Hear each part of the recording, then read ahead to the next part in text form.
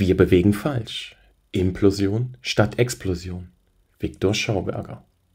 Viktor Schauberger, ein Entwickler, dessen Name mit der reichsdeutschen Flugscheibenentwicklung häufig genannt wird. Ein mir zugespieltes Video, welches heimlich aufgenommen wurde, soll Beweise für die Entwicklung von alternativen Antrieben und deutschen Flugscheiben liefern. Ein indirekter Augenzeugenbericht, abgehoben und an die Decke der Werkshalle geflogen.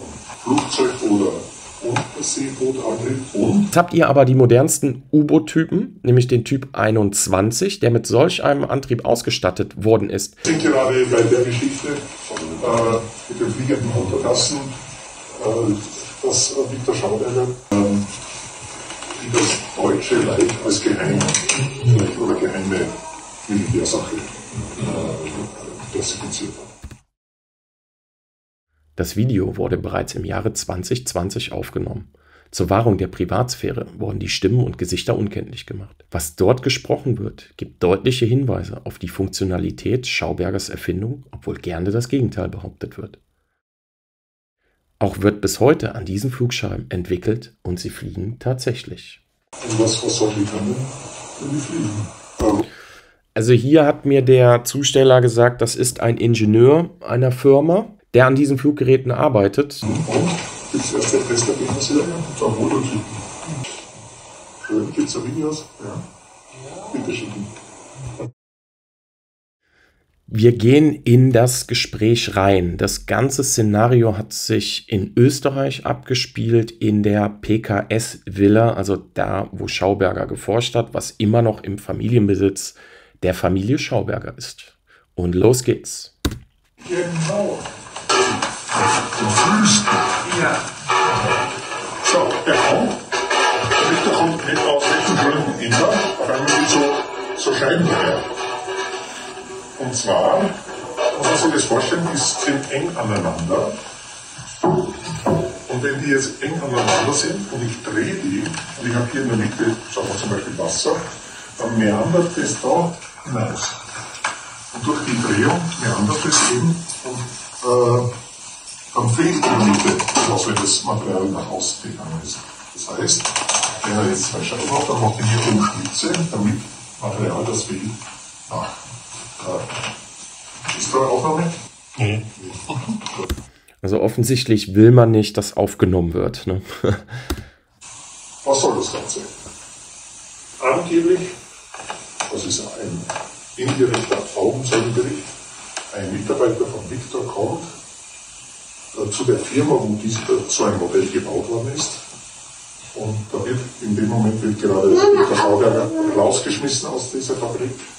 Und der Chef schmeißt ihm einen Klumpen Blech nach und sagt, kommen Sie nie wieder, Sie ruinieren mir meine Firma, Sie haben zwar alles bezahlt, Material ist bezahlt, aber ist so ein Viech abgehoben und an die Decke der Werkshalle geflogen.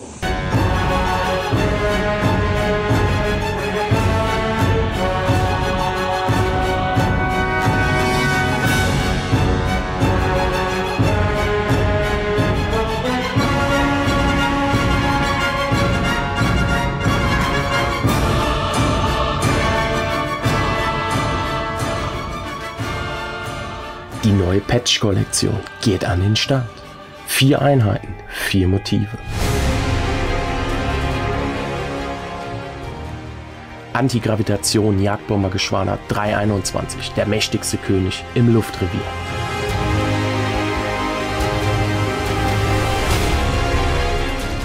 Raumspezialkommando 1, Stammpersonal Basis Mond. Der Mann im Mond sind wir.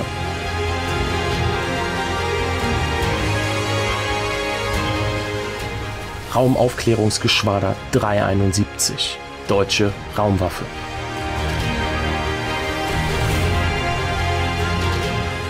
Hochtechnologiezentrum Versuchsstelle 1, Neu-Berlin, mit dem U-Boot tief unter das Eis. Neu und nur hier erhältlich, als Stoff- und Rubber-Patch.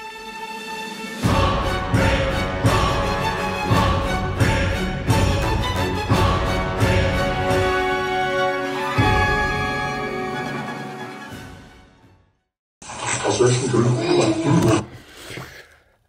Also seine Erfindung wurde da gebaut und der Chef von dieser Firma war relativ sauer auf ihn, weil seine Erfindung, was da gebaut wurde, abgehoben ist und unter die Werkshalle geflogen ist. Wird da wahrscheinlich Schaden angerichtet haben. Also das zeigt ja auch, dass diese Erfindung tatsächlich funktioniert hat. Ja? Und das ist ganz interessant, dass er da so offen drüber redet. Also die Erfindung von Victor Schauberger, diese Flugscheibe, Repulsine, wie ihr sie auch nennen wollt, ist tatsächlich geflogen. Sehr zum Leidwesen des Fabrikbesitzers. Es war beim Theater in Wien. In Wien um 1940. So. 1940. Ja, überlegt mal, das war schon 1940. Also relativ früh noch. Jetzt hat der gute Victor das auch angemeldet oder wollte es anmelden zum Patent. Und zwar für 2 oder 3 Sachen. A, für einen Flugzeug- oder Unterseebootantrieb und so, der Victor Schauberger hat seine Erfindung zum Patent angemeldet. 1940, 1941. Ich meine, 1941 war es. Interessant ist für 2 oder 3 Sachen. Also für einen Flugzeugantrieb, sprich eine Flugscheibe, und als Unterseebootantrieb für U-Boote. So, das war 1941.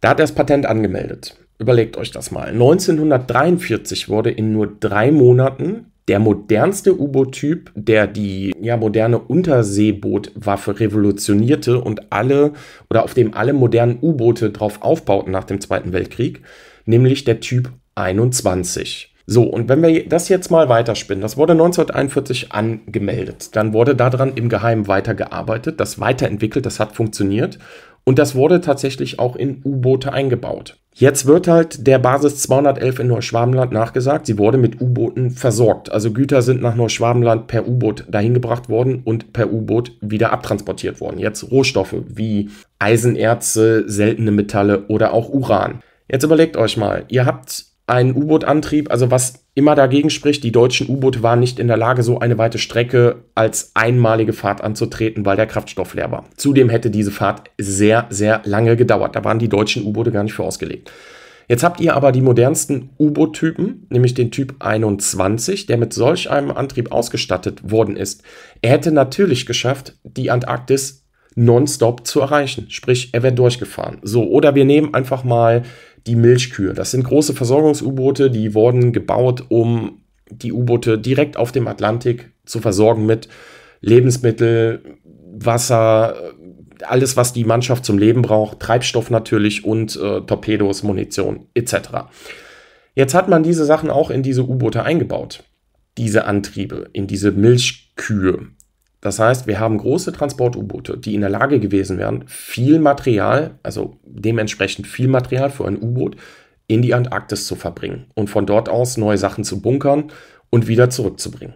Also wird doch die Theorie einer deutschen Basis am Südpol dadurch eigentlich bestätigt, wenn Schauberger seine Erfindung für Unterseeboote angemeldet hat.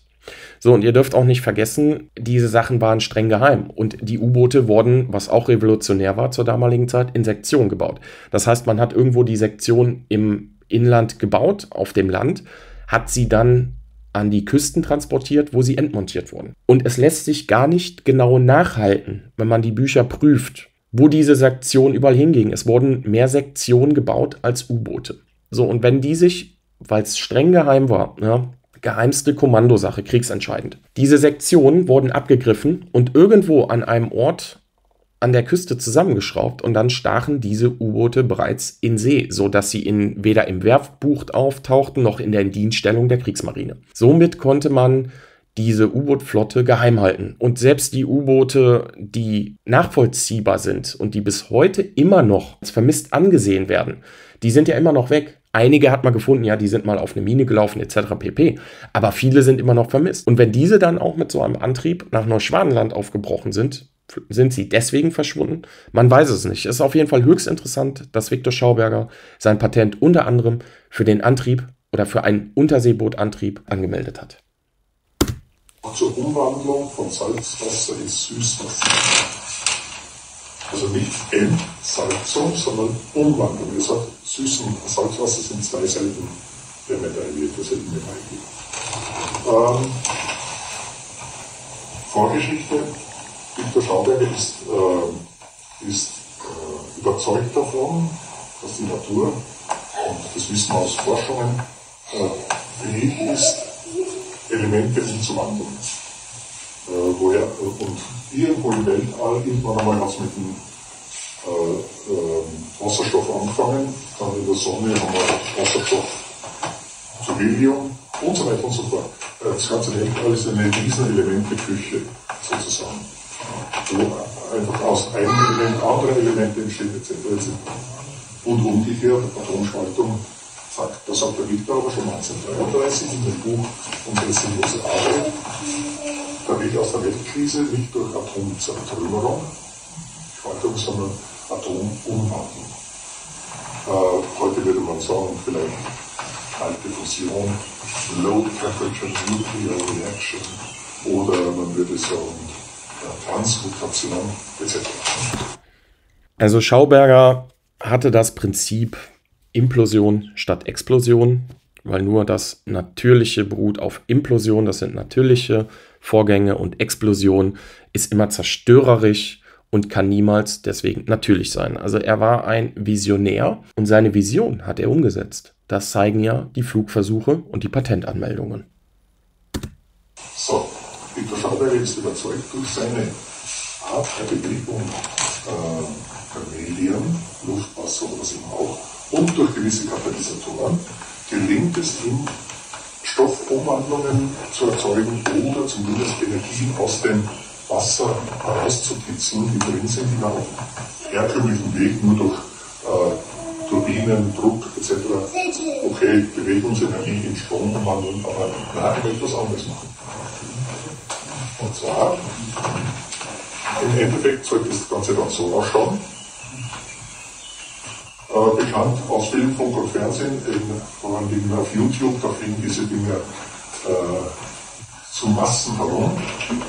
Wenn das geübte Auge schaut, dann sieht man, dass hier diese Perspektive nicht stimmt. Also heute würde man es mit Photoshop besser hinkriegen, das ist einfach retuschiert. Das soll es nicht geben. Das ist einfach nur eine Fotomontage. Das ist exakt dieses Modell, und da haben wir noch eine Haube draufgesetzt. Zu dem Modell. Das ist mit Häftlingen des KZ Mauthausen entstanden. Die Geschichte ist in den Büchern gut nachzulesen. Auf alle Fälle wird Viktor Schauberger die Chance gegeben, mit Metall zu arbeiten, weil 1944 kriegst du als Privater überhaupt kein Metall mehr, das für Panzer, Raketen oder sonst was benötigt. Haben sie halt erfunden, der Viktor und Also man hatte das als so wichtiges Projekt eingestuft, was Viktor Schauberger da, wo er dran geforscht hat oder was er entwickelt hat, dass man ihm sogar die Mittel, also Metalle, zur Verfügung stellte, obwohl man das im totalen Krieg alles hätte für die Rüstungsindustrie benötigt. Das zeugt einfach davon, dass seine Erfindung, sein Tun aussichtsreich war. Sonst hätte man während des totalen Krieges ihm diese Ressourcen nicht zur Verfügung gestellt. Also es zeugt einfach von der Wichtigkeit seiner Arbeit. Und wir dürfen auch nicht vergessen, dass Adolf Hitler ihn ja schon bereits in den 30er Jahren, 1934 meine ich, in die Reichskanzlei eingeladen hatte. So, und seitdem an arbeitete er geheim weiter. Offiziell erst geheim ab 1941. Ich meine ab 1941, bin mir nicht ganz sicher. Inoffiziell hat er seit der Begegnung oder seit der Zusammenkunft mit Hitler und den entsprechenden Stellen für Technologie schon im Geheimen angefangen, damit zu arbeiten. Und dementsprechend wird er 1943, 1944 auch schon weit gewesen sein. Ja, es könnte ein neuer kriegsentscheidender Antrieb werden. Es könnte ein neuer kriegsentscheidender Antrieb werden. Also seine Forschung wurde als kriegsentscheidend eingestuft. Deswegen auch das Metall. Und daher hat er insgesamt 5 Häftlinge, Ingenieurshäftlinge, in sein Team holen können. Und die sind dann von KZ Mauthausen nach Wien in eine Kraftfabrik Lehranstalt. Und dort haben sie erstmalig, dass für Viktor was gezeichnet worden ist und dann auch gebaut worden ist. Und dann, wie Wien fotografiert worden ist, Februar 1945 sind sie auf Lehrstein in Oberösterreich in ein Sensenberg verlegt worden. Und das ist der Stand Anfang Mai 1945. Der Zerwerkstagebuch, wo immer eingetragen wird, ja heute nur Werkstatt zusammengeräumt, da 8 Stunden Stromausfall und so. Also die haben kaum arbeiten können dort. Und letzte Eintragung, glaube ich, 8. Mai 1945. Die ehemaligen Häftlinge gehen in ihre Heimat. Und nach zu diesem Buch von Paul Alexanderson, Lebendes Wasser, wo diese Häftlinge, der Viktor, ein super Zeugnis aufstellen, er hat uns menschlich behandelt und beide sind aus dem KZ rausgekommen. Sich fragen, ob das wirklich so stimmt, wie er es beschrieben hat. Es gibt einen ominösen Besuch bei Adolf Hitler 1936 aufgrund dieses Apparates, wo sie gesagt haben, der Stadtleiter hat so tolle Ideen, das muss der Führer muss das wissen. Und dann haben industriellen Kreise erwirkt, dass er eine Audienz gekriegt hat, der Hitler, und er schreibt, ja, von Landsmann zu Landsmann, und da habe ich eben, schreibt der Viktor, habe ich ihm erklärt, dann hast du in der Landwirtschaft und wo überall, und schon 20 Minuten haben wir 1,5 Stunden geredet. Und wenn man, dann hat ein Journalist, ein Rechercheur, hat nachgeschaut und in den Unterlagen der Reichskanzlei ist dann schon vor 5 Minuten hat der Hitler den Schauberger hochkant rausgeschmissen. Da hat gesagt, was will er? Die haben ja Zeit nicht gestohlen. Also muss man. Also dazu hat der Sohn von Viktor Schauberger eine andere Auffassung, was da damals war und wie das abgelaufen ist. Aber das zu einem späteren Zeitpunkt. Immer sehr, sehr vorsichtig auch sein, weil dem, was Viktor behauptet, er sagt, ist es mir gelungen, eine Maschine zu bauen, die das und das und das und das kann. So, und jetzt wäre das gedacht gewesen, nicht als so aufgefüllt, sondern vorne an einem Flugzeug oder einem Flugzeug sollte sich das drehen, das Ding von außen angetrieben,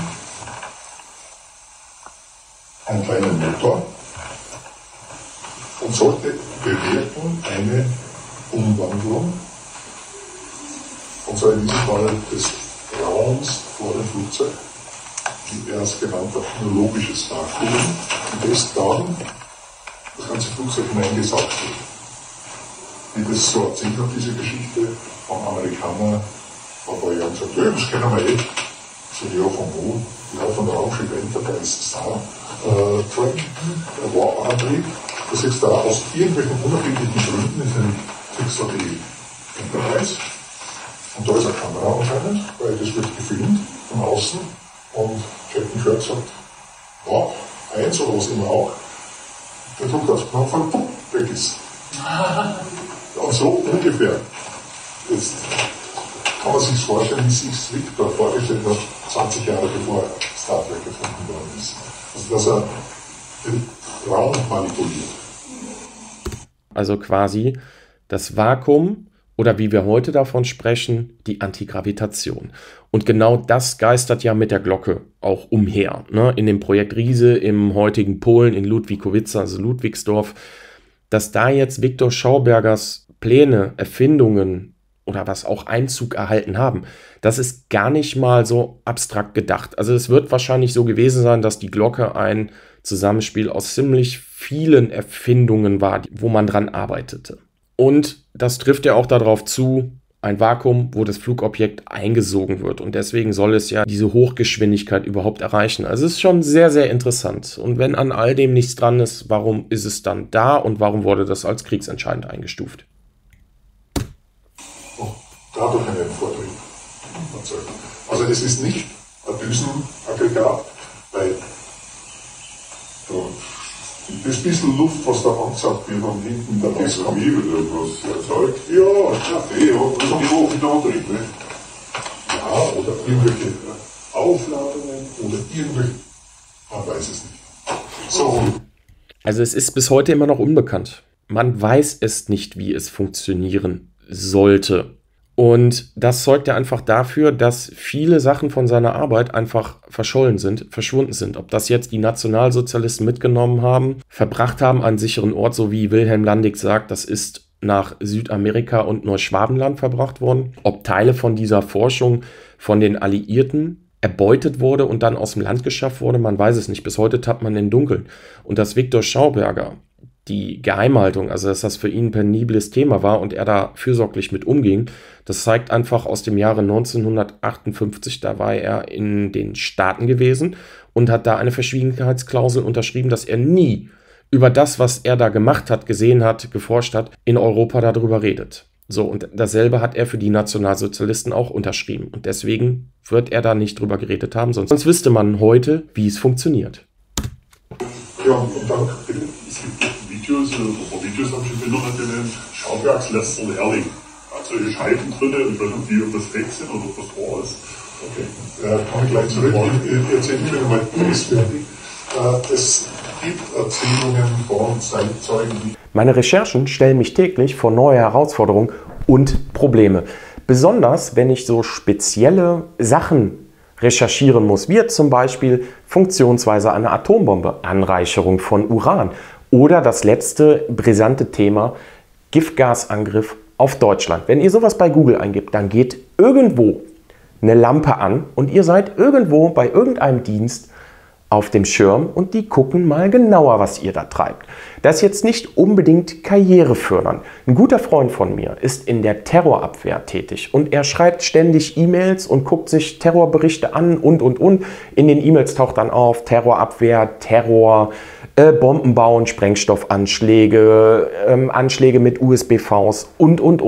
Jetzt wollte er in die Staaten reisen und die haben ihm das Visum verwehrt, weil er nämlich solche Suchanfragen gestellt hat. Ich selber muss beruflich oft in die USA reisen und nach Israel. Das sind die Länder mit den höchsten Sicherheitsanforderungen. Damit ich da auch weiter einreisen kann, dürfen meine Recherchen keinen Einfluss auf mein Berufsleben haben. Hier kommt CyberGhost VPN ins Spiel. Eine VPN ist ein virtuelles privates Netzwerk, was eure Daten verschlüsselt und eure IP-Adresse verbirgt und das Ganze durch einen sicheren VPN-Tunnel leitet. Manche Webseiten haben ein Geoblocking drin. Das bedeutet, ihr könnt aus Deutschland da nicht drauf zugreifen. CyberGhost entsperrt 35 beliebte Streaming-Dienste, wie beispielsweise Amazon Prime oder Netflix. Wollt ihr jetzt eure Lieblingssendung oder euren Lieblingsfilm gucken und da ist ein Geoblocking drauf, dann geht ihr ganz einfach auf euren Standort, beispielsweise Indien, und die Website denkt, ihr seid tatsächlich in Indien und könnt sofort eure Filme oder Serien gucken. Das Ganze funktioniert weltweit ohne Einschränkungen. Besonders für Leute wie mich, die ultra viel reisen beruflich, ist das ein absoluter Vorteil. Und ihr braucht dafür nicht mal irgendwelche Kenntnisse. Selbst Technik-Dinosaurier wie ich kommen da spielend leicht mit klar. Die App gibt es für alle gängigen Betriebssysteme wie Windows, Mac, iOS, Linux, Android, Smart TV und sogar Spielekonsolen. Ihr könnt mit einer App bis zu 7 Endgeräte benutzen. Das bedeutet, ihr könnt da auch Freunde und Familie mit reinnehmen. Die könnt es auch kostenlos benutzen, es sei denn, ihr habt natürlich 7 Endgeräte, dann nicht. CyberGhost VPN ist weltweit führend in der Privatsphären- und Sicherheitsbranche und wird am häufigsten auf Trustpilot empfohlen und hat dort 5 Sterne. Bereits 38 Millionen Nutzer weltweit vertrauen CyberGhost und haben Zugriff auf 8500 Server in 91 Ländern. Obendrauf gibt es auch noch 24/7 Support auf Deutsch. Habt ihr ein Problem, supporten lassen, Problem weg. Wollt ihr jetzt auch sicher und anonym im Internet surfen? Dann geht auf dem ersten Link in der Videobeschreibung. Und ich wäre halt nicht der Mackie von Auftraggeschichte, wenn ich nicht ein ultra geiles Angebot für euch rausgehandelt habe. Haltet euch fest. Ihr bekommt nur durch meinen Link 83% Rabatt. Das sind umgerechnet 2,03 € im Monat. Und obendrauf gibt es noch 4 Monate kostenlos. Ist das ein geiles Angebot? Solltet ihr mit dem Angebot nicht zufrieden sein, dann habt ihr 45 Tage Geld-Zurück-Garantie. An der Stelle herzlichen Dank an CyberGhost für die Unterstützung meines Formates und für die Wahrung meiner Privatsphäre bei meinen Recherchen. Freunde, denkt dran, wer Privatsphäre für Sicherheit aufgibt, ist am Ende beides los. Gesagt haben, bei Fahrzeugen, bei kurz vor Kriegsende Flugscheiben abgehoben haben und mit Besatzung weggeflogen. Die waren dann noch Chile, nach Argentinien oder gar zum Südpol oder Neuschwabenland etc. Ja, also da wird es jetzt auch nochmal erwähnt. Ne? Das wollen Zeugen gesehen haben. Ne? Und ob er jetzt hier von Landig redet, wir hören mal weiter. Nach der Fantasiegeschichten. Und der nachschaut und dem Großvater Viktor erzählt, da sind Flugscheine schon geflogen in Prag und ich habe nachgeschaut und ich glaube, da ist deine Technik drin. Das hat ganz nach deinem Design ausgeschaut. Ja, der Großvater denkt sich nicht viel dabei. Nur kommen dann diese UFO-Sichtungen in die Untertassen über Argentinien, Feuerland, Wassersee und die Zeitungen sind voll und dann irgendwann mal kommt irgendwer auf diese Geschichten da und dann wird der Richter interviewt und dann sagt er irgendwann einmal, ja, das stimmt, dass es fliegende Untertassen aus Menschenhand gibt. Und wenn die Technik, die drinsteckt, von mir ist, dann bin ich der Erfinder, da fliege ich nicht interessiert. Also nur aus diesen Indizien heraus sagt er das. Selber hat er nie eine gesehen, nie eine konstruiert. Das ist das Größte, was es gibt. Er hat halt den Antrieb dafür entwickelt. Also das kommt schon hin, dass er selber vielleicht diese Flugscheibe gar nicht entwickelt hat, aber dieser Antrieb in der Flugscheibe drinsteckt. Ne? Also in der Glocke, die ja als Antrieb für diese Flugscheiben dienen sollte. Oder halt in U-Booten. Und das weiß man halt nicht. Ne? So, aber so wie er das da sagt, dass das alles nur Geschichten sind, ja, das denken die Menschen sich alles aus und auch unabhängig voneinander verbreiten die das. Und es gibt halt eine Menge an Augenzeugenberichten, die was gesehen haben. Also gerade in Prag, dass da Flugscheiben abgehoben sind und. Ja? Warum sollten die Menschen sich das ausdenken? Und dann habt ihr App, der darüber auch spricht.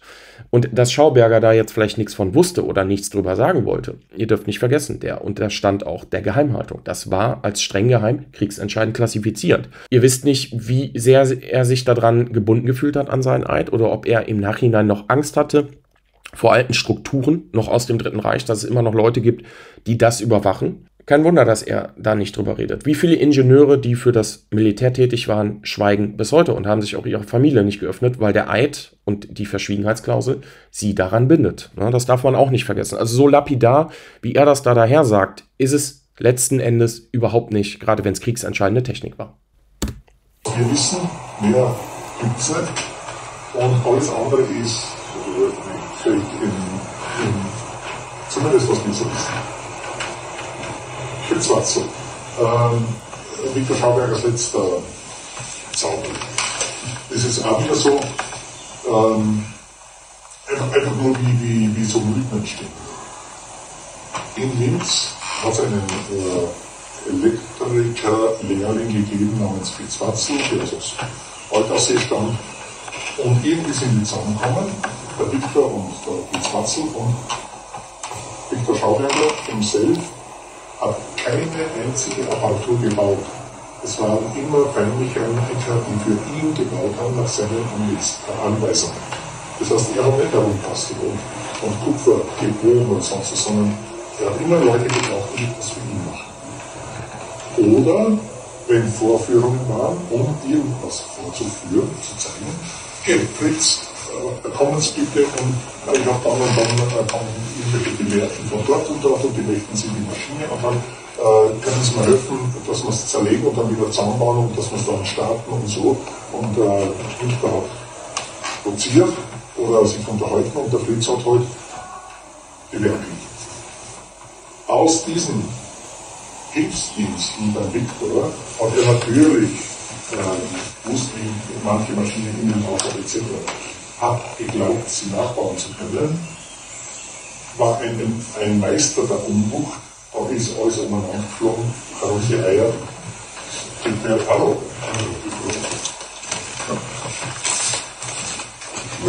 Seid ihr die sagen können oder nein? Nein, auch nicht. Was ist euer Interesse?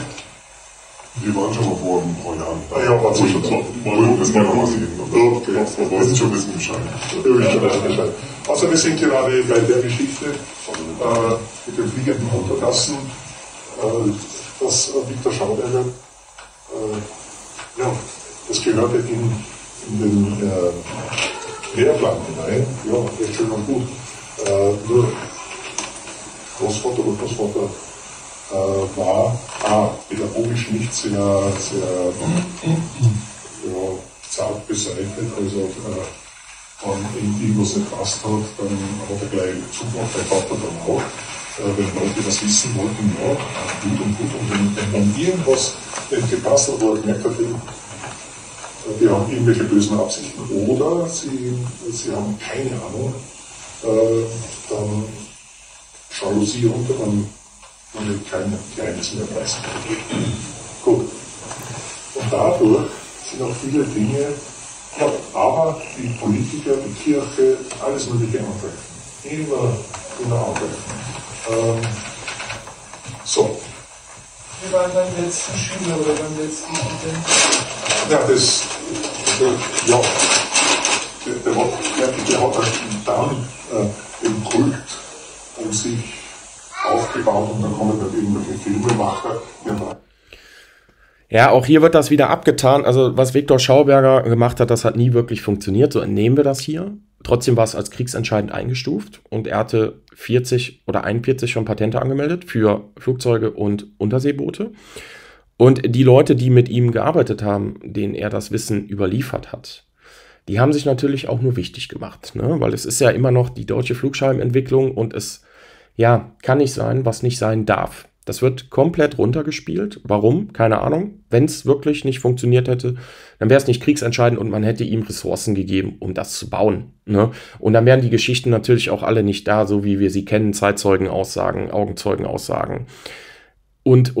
Also wir lesen unterm Strich, es wird hier klein geredet, es hat es natürlich alles nicht gegeben und trotzdem kommen die Leute bis heute dahin und können sich das angucken, was er gebaut hat. Aber wir verstehen es bis heute nicht, aber können mit Sicherheit sagen, dass es nicht funktioniert hat. So, und das ist der Fehler im System. Wenn wir nicht wissen, wie es funktioniert, können wir auch nicht sagen, es hat nicht funktioniert. Ganz einfach. Und alle damit abzutun, die von ihm gelernt haben, wo er sein Wissen überliefert hat, die er ausgebildet hat, dass das alles nur Leute sind, die einen Kult nachgelaufen sind. Also das ist in meinen Augen auch viel zu einfach. Die filmen ihn in der Werkstatt, in seinem Haus, im Hausbau und schalten über Viktor Schauberger als letzter Zauberlehrling. Und er ist schon, der hat das kultiviert, für das Ganze, indem er ein Auto gehabt hat. Und seine Nachbau von seiner Repulsive oben am Dach gehabt hat, die hat er dann irgendwie mit Solarstrom von der Betrieb, die hat sich dann da oben dreht, oder mit einer kleinen Batterie, und so ist er durch die Lande gefahren. Bis nach Berlin ist er gefahren. Ja, bis nach, ja, zum Beispiel, wenn wir schon dabei sind, und war halt dann doch ein eher unkritischer Geist, weil ich war zufällig bei diesem Zukunftskongress auch Vortrag in Berlin. Und er war mit seinem Dings da oben und dann erzählt einer, ja, er lebt die halbe Zeit in Südamerika, ja, freilich fliegen da die UFOs herum, er hat die gesehen, ja, das sind alles die Nachfahren von den Nazis und die da geflüchtet sind und zeig's. Fritz Wasser kommt von Berlin zurück und erzählt überall, die Nazis fliegen in Südamerika wie die Schauberger UFOs herum. Ja, super. Ja, gut. Woher kommen dann diese UFO-Sichtungen? Von den Piloten, von der US-Regierung bestätigt, dass es denen ihr Videomaterial ist. Woher kommt das, wenn an alledem nichts dran ist? Ob das jetzt Schaubergers Erfindung ist, ob das Nationalsozialisten sind, Weiterentwicklungen, was die Amerikaner erbeutet haben und selber weiterentwickelt haben, man weiß es ja nicht. Wenn das ja alles nur Quatsch wäre und die Menge lacht da, wenn das alles nur Quatsch wäre, woher kommen denn diese ganzen Sichtungen? Und warum beschäftigen sich die höchsten Regierungsorganisationen mit dem UFO-Thema oder mit dem UAP-Thema? Ne? Warum ist das so? Warum hat selbst die Bundesregierung dazu einen Bericht gemacht über den Bundesnachrichtendienst, Ermittlungen erhoben? Warum gehen Geheimdienste weltweit hin und vernehmen Piloten, die sowas gesehen haben? Ne? Und warum gibt es Stellen, wissenschaftliche Stellen, die sich mit dem Thema auf einmal befassen? Wenn an dem all nichts dran wäre, wisst ihr, wie viel Geld das kostet? Und genau das wollte man ja erzeugen. Ja, das sind UFOs und alle fangen an zu lachen und halten das für Humbug und Spinnerei.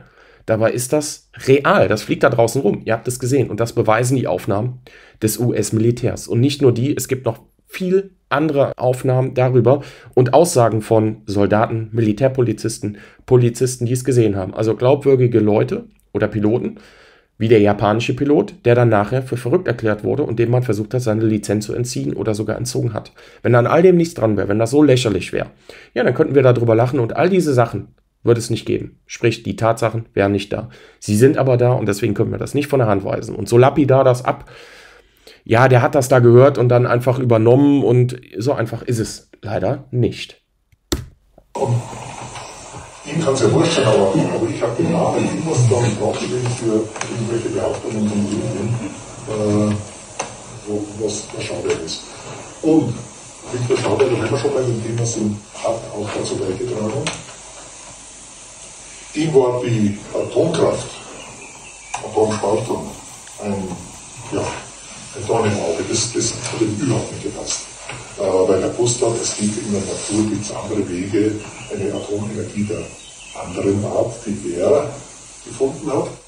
Und dann gibt es halt diese Spaltung, die halt mit den bekannten Nebenwirkungen ist. Schreibt an den damaligen Atomminister in Deutschland, das muss man sagen, da hat es einen eigenen Atomminister gegeben in den 50er Jahren, wer war das? Franz Josef Strauß. So, jetzt schreibt er 1956, aber Franz Josef Strauß, der Verteidigungsminister und Atomminister war, schreibt er, das ist, und da sind dann die ganzen Atomkraftwerke in Deutschland gebaut worden. Er zahlt den Bau von den Atomkraftwerken, das ist todbringende Energie, etc., sagt der Viktor. Und es gibt eine ganz andere Form der Atomenergie, die nämlich ungefährlich ist. Und da geht es nicht um Spalten, sondern Umwandeln, Fusionieren und so weiter. Und damit er Eindruck schindet bei Franz Josef Strauß, schreibt er als letzten Satz, und damit Sie wissen, dass es nicht mit irgendjemandem zu tun haben, ich kenne mich aus, weil ich bin der Erfinder der fliegenden Untertassen. So, und sie lachen wieder alle, es wird ins Lächerliche gezogen. Warum hat er das denn geschrieben? Wenn das doch an all dem gar nichts dran ist und damals schon so als Lachnummer angesehen wurde oder als Fiktion, hat es nicht gegeben, dann hätte er sich ja gegenüber Franz Josef Strauß komplett unglaubwürdig gemacht. Aber weil es eben damals nicht als Schwachsinn angesehen wurde, weil auch viele Zeitungen darüber berichtet haben und auch viele gesagt haben, das ist eine deutsche Erfindung und ich habe ein paar Zeitungsausschnitte von damals, da werden wir demnächst mal reingucken. Deswegen hat er das darunter geschrieben, weil das damals nämlich nicht als Fiktion angesehen wurde, sondern als Realität. So, und heute geht man hin und urteilt darüber und zieht das ins Lächerliche. Also finde ich auch das Erbe, so wie man mit dem Erbe Viktor Schaubergers umgeht, unverantwortlich, wie man den Mann da noch so, ja, ist eine Art der Deformierung in meinen Augen. Also so sollte man über ihn jetzt nicht sprechen. Und ihr seht ja selber, die Leute, die da hinkommen, die sind ja schon, die interessieren sich für das Thema und selbst die müssen lachen. Er wird das nicht gemacht haben. Er wollte ja zeigen, passt mal auf, ich habe was anderes. Die Atomenergie, so wie wir sie praktizieren, ist gefährlich und ich habe was anderes.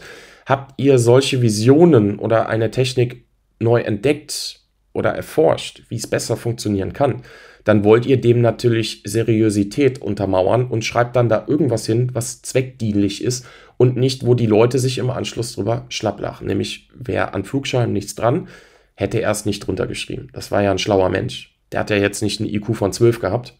Da war schon ein bisschen mehr dahinter. Also hat das schon einen Grund gehabt, warum er das reingeschrieben hat. Und die höchsten Regierungsvertreter, auch in der Bundesrepublik, die wussten natürlich, was es damit auf sich hat. Das dazu. Also, ich glaube, die haben nicht einmal zugeschrieben. Jetzt ist das noch Patent. Es ist noch Patent, die Pulsini habe ich jetzt als Patent raus. Ja klar, wir müssen gerade beim Archiv durchstellen. Wir finden immer wieder neue Sachen, wo Viktor Schauberger sehr wohl sagt, dass es gewisse Patente gibt, die das Deutsche Reich als geheim oder geheime Militärsache klassifiziert hat. So, die geheime Militärsache, die geheime Reichssache, genau das ist es. Viktor Schauberger hat da selber drüber gesprochen und hat gesagt, es gibt Patente, die sind als geheim eingestuft. Und wenn diese im totalen Krieg, also Deutschland war im totalen Kriegszustand gewesen, da funktioniert auch nichts mehr und auch nicht mehr nach den Gesetzen. Nämlich hat da der Sieg Priorität. Das heißt, Das bisschen Recht und Ordnung, was noch da war, das wurde natürlich von staatlichen Institutionen umgangen, weil man sich natürlich kriegsentscheidende Technik sichern wollte.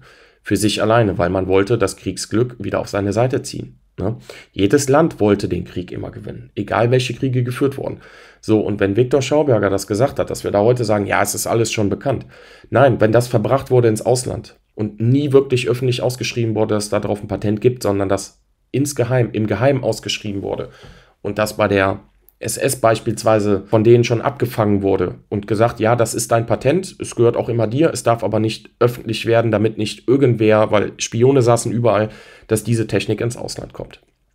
Oder die Amerikaner haben es erbeutet und wir wissen bis heute nicht, welche Patente haben sie alle mitgenommen.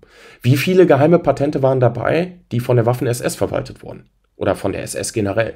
Oder anderen Institutionen, wissenschaftlichen Institutionen im Dritten Reich? Das weiß man nicht, ne? Er redet selber darüber und das gibt Indiz, dass da noch einiges ist, was im Geheimen ist.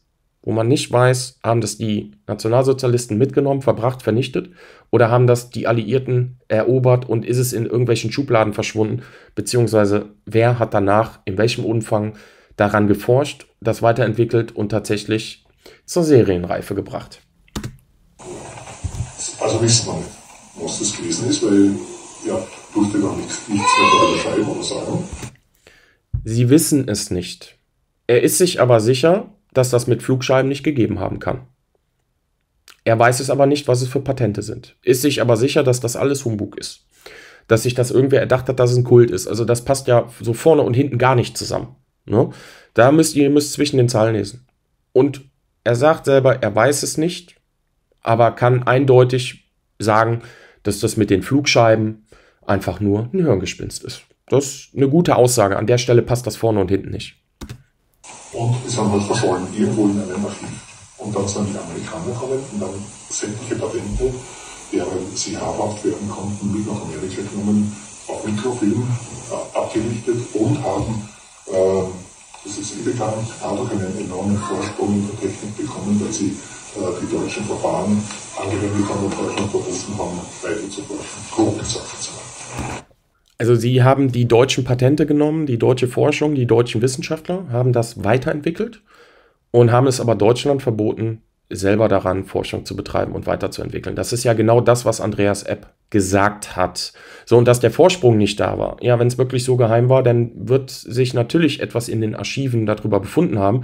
Die Alliierten werden auch irgendwas erbeutet haben. Aber ich denke mal, die wichtigen Sachen, die wird von Regierungsinstitutionen so versteckt worden sein oder verbracht worden sein, dass eben das dem Feind nicht in die Hände fiel. Man wusste, der Krieg endet.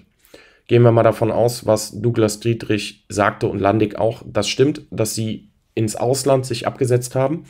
Dann wird da einiges auch mit hingegangen sein. So, und wenn das von Schauberger wirklich funktioniert hat, mittels U-Booten in die Antarktis oder sonst wohin, das ist dann auch wiederum möglich und vorstellbar und das erklärt wahrscheinlich auch, warum die Alliierten nicht alles bekommen haben. Ist eine ganz einfache Geschichte. Fakt ist, er sagt genau das, was auch Andreas Epp, der Flugscheibenkonstrukteur mit dem herkömmlichen Antrieb, nämlich auf Verbrennermotoren beruhend, auch sagte. Ne? Also hier ist eine Übereinstimmung und so guckt man sich die Indizien mal an, die da sind, fügt diese zusammen, selektiert und kommt dann ein Stück weit dichter an die Wahrheit. Ohne Werbung. Und wir waren drüben in den USA mit einem Film, wollten Nauer ist in Archives Schauberger Patente suchen oder Schriften, weil das heißt immer, die Amerikaner haben was drin. Gut, haben wir nachgeforscht. Ich sage jetzt in diesem Gebäude, dritter Stock, da darfst du auch nach einem undurchblickbaren Archivsystem kann sich durcharbeiten und dann findest du irgendeine Mikrofilmrolle, das spannst du ein und dann hast du ein Bildschirm und das ist dann Bild für Bild, kannst du durchlaufen lassen. Und da habe ich gedacht, jetzt habe ich es gefunden und dann war es hier Monatsberichte einer Kugellagerfabrik. Material und Abrechnung. Die haben alles fotografiert, was noch war. So, also nichts gefunden. Ja, seht ihr mal, wie wichtig die US-Amerikaner die deutsche Industrie, die deutsche Rüstung und die deutsche Forschung betrachtet haben. Wenn sie einfach sie wussten ja gar nicht, was die da vor sich hatten. Sie haben einfach alles mitgenommen, das waren hunderte Tonnen an Unterlagen, das alles überspielt, abgelichtet auf Mikrofilmen und diese dann in das Archiv gepackt. Er hat nichts gefunden. Es waren hunderte von Tonnen. So, und dass viele Sachen, das wird ja auch gesagt, das sagte schon der Deutsche, der damals für das Jonastal geforscht hat in den Archiven, dass die wichtigen Sachen in geheimen Archiven liegen, wo keiner rankommt, weil die Sachen immer noch gesperrt sind. Ne? Nur weil er da nichts gefunden hat, heißt das nicht, dass da nichts ist. Weil das haben schon viele andere jetzt herausgefunden, dass es geheime Archive gibt, wo es drin liegt, wo keiner rankommt. Besonders nicht, wenn die US-Amerikaner diese Technik weiterentwickelt haben und immer noch als Waffe einsetzen oder eingesetzt haben. Es ist doch klar, dass das nicht einfach öffentlich in irgendeinem Archiv rumliegt und nur darauf wartet, von einem Deutschen oder von einem anderen Journalisten oder sonst wem, ja, entdeckt zu werden, um dann der Welt zu zeigen, ach hier, guck mal, da ist eine Flugscheibe oder was auch immer. Das hat es gegeben und das hat funktioniert. Ja, wenn es so einfach wäre, dann wäre schon längst alles darüber aufgeklärt. Ne, das darf man nicht vergessen an der Stelle. Patente sind ein Stock höher. Gut, sind ein Stock höher gegangen, haben angeklopft. Könnte es sein, dass es noch Patente gibt von Viktor Schauberger, weil nach 50 Jahren hätten sie ja geöffnet werden müssen. Laut den so und so Act in Amerika. Sag ich, keine Ahnung. Wissen Sie eine Nummer? Sag ich, ja, Entschuldige, wenn es geheim ist, wie soll ich die Patentnummer wissen? Naja, wenn Sie uns das nicht sagen können, wir haben so viele Patente drin und solange nicht einer genau nach dem glaubt. Eben, das waren hunderte Tonnen an Unterlagen und so viele Patente, die wissen selber gar nicht, was sie da alles haben. Und die Menge ist einfach so riesig, das schafft ihr in einem Leben nicht. Also da muss sich wahrscheinlich eine Herrscher von Menschen, die sich auskennen, das mal durchstöbern. Und da wird noch so einiges drin schlummern, wo die Amis nichts von wissen und wo wir natürlich auch nichts von wissen. Ne? Also die Masse ist einfach so erdrückend, dass man nicht hinterherkommt. Was meint ihr, was sich da noch an vielen Geheimnissen befindet und an vielen revolutionären Techniken, wo wir bis heute wahrscheinlich nichts von wissen? Und das sind nur die Sachen, die da öffentlich liegen. Das sind nicht die Sachen, die nach dem Zweiten Weltkrieg militärisch weiter genutzt wurden. Und wir finden es, fangen wir gar nicht zum Suchen an. Also das heißt, in diesem, sagen wir jetzt sprichwörtlich 4. Stock von diesem Riesengebäude schlummern Patente noch und nöcher, die irgendwann einmal als geheim bezeichnet worden sind. Und die Amerikaner haben alles, was die Nazis als geheim gestempelt haben, haben selber top secret oder classified. Also alles, was im Dritten Reich als geheim, streng geheim, Kommandosache, geheime Reichssache, kriegsentscheidend war, wurde von den Amis einfach 1:1 so in ihre Klassifizierung übernommen. Und dementsprechend ist es jetzt nicht verwunderlich, dass wir vieles darüber immer noch nicht wissen, weil es immer noch als geheim eingestuft ist und in irgendwelchen Schubladen und Geheimarchiven gelandet ist. Ne? Natürlich, das kann nur Zufall gewesen sein, ne? So wie er das hier hinstellt. Also, lange Rede, kurzer Sinn, wir wissen es nicht. Lange Rede, kurzer Sinn, wir wissen es nicht. Er ist sich aber sicher, dass es nie Flugscheiben gegeben hat. Was ihr jetzt davon denkt oder davon halten wollt, das darf jeder für sich selber entscheiden. Oder wie die im Stadelbauer sagen, wir wissen es nicht, wir kommen aus Stadelbauer. So, gut. Und die ganze Patentgeschichte nach 20 Jahren ist hier alles. Und alles, was Sie hier sehen und was von Viktor ist patentrechtlich Schnee von gestern. Sagst du so was Ähnliches, wo jetzt. Das ist alles Schnee von gestern, natürlich. Irgendwann ist das mal überholt, aber wir wissen ja auch nicht, was wir da genau vor sich haben, weil es hat ja bis heute angeblich nicht funktioniert bei ihm. Aber ihr dürft nicht vergessen, das war Stand 1945. Wir haben jetzt das stammt aus dem Jahr 2020. Wir sind jetzt im Jahr 2023. Wenn die Amerikaner das erbeutet haben oder die Deutschen insgeheim daran weitergeforscht haben, überleg mal, was nach 80 Jahren damit passiert. Ja? Wie weit das ist, was man da rausholen konnte. Da ist ja wahrscheinlich mittlerweile die 40., wenn nicht sogar die 50. Generation dieser Technik im Einsatz. Ja? Also es wird viel weiter sein, als wir uns vorstellen. So weit wird unsere Vorstellungskraft wahrscheinlich nicht reichen. Ja, weil das ist als Fortifier. Das sind zuerst die Prototype, wo so eben dynamisch getestet werden. Und was sollen die können? Die fliegen. Also hier hat mir der Zusteller gesagt, das ist ein Ingenieur einer Firma, mehr weiß ich auch nicht, der an diesen Fluggeräten arbeitet und er hat ja gerade gesagt, ja, und was sollen die können? Also Schauberger hat gefragt, was sollen die können? Und er sagt, ja, die fliegen. Also gibt es ja offensichtlich was. Wir hören mal rein. Das ist sehr, sehr spannend. Und Scheiben, genau, rotierend. Ich denke auch schon, der Deutsche Luft- und Raumfahrtzentrum wird es dort quasi thermodynamisch abgenommen. Und gibt es erste Testergebnisserien? Gibt es auch Prototypen? Es gibt auch Prototypen, also sie sind scheibenförmig, sie fliegen und das Deutsche Luft- und Raumfahrtzentrum ist auch mit am Start. Ja. Sie fliegen und es gibt Prototypen. Ach, guck mal einer an. Haben die schon geflogen? Ja, zumindest so groß ist. Ja, oder so ein bisschen größer wie. Ja, und? Ja, so in Turnhalle fliegen sie halt. Ja. Links? Ja. In der Turnhalle fliegen sie. Also es sind Prototypen, es sind kleine Miniaturen, aber sie fliegen. Nicht vergessen, sie fliegen. Gibt es da Videos? Ja. Bitte schicken. Ja, also da ist Schauberger offensichtlich dann doch sehr interessiert dran. Da will er da mal gucken, obwohl es das ja vorher alles gar nicht gab und sein Großvater damit also gar nichts zu tun hatte. Ja, mal hören, wie es weitergeht. Das habe ich schon gesehen. Ja, es gibt eine. Ach so, Ja, okay. es gibt Avro in Kanada und das war so ein bisschen vom Boden abgehoben. Ja, das Avrokar kann man jetzt nicht nehmen. Also das war gezielte Ablenkung, um der Weltöffentlichkeit zu zeigen, ja, die Deutschen hatten daran geforscht und guck mal, wir haben das weiterentwickelt. Das kann 20 Zentimeter über den Boden fliegen, ist unkontrollierbar und im Prinzip 20 Millionen Dollar teurer Schrott. Ne? So, dann es darf fotografiert werden, aber jetzt nicht, bitte, weil ich zeige jetzt was. Jetzt darf nicht fotografiert werden, jetzt kommt was ultra streng Geheimes. Ja,